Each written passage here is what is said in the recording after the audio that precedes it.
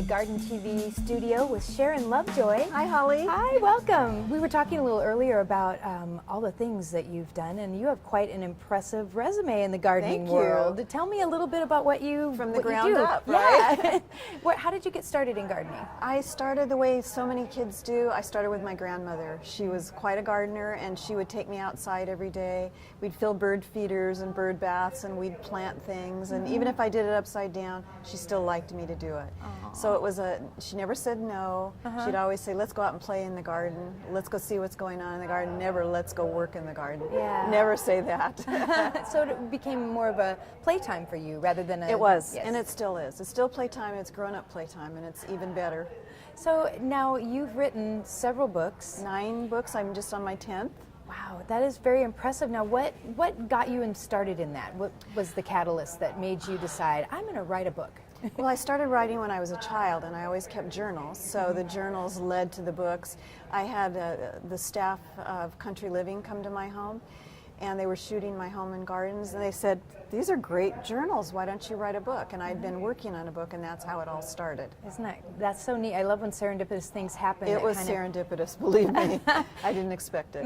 Now, do you have specialties, things that you like to talk about in particular?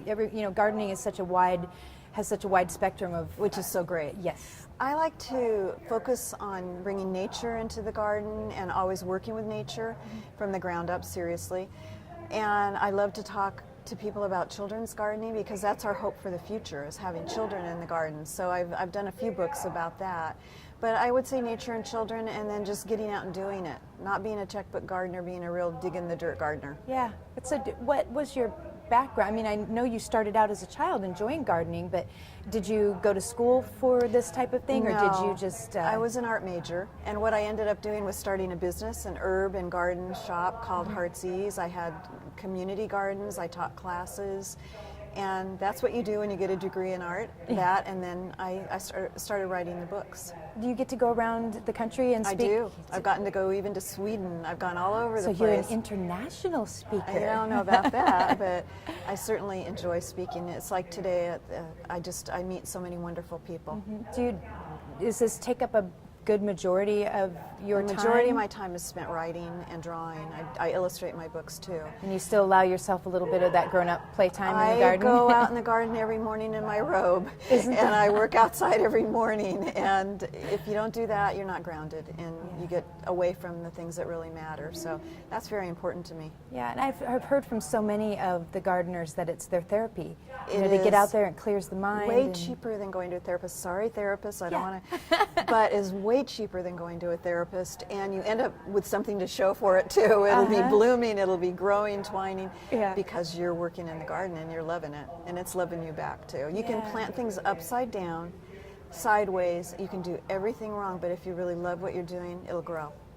Good. That almost sounds like a segue into what I was going to ask you next, which is if you had a piece of advice, one thing that you would want to tell,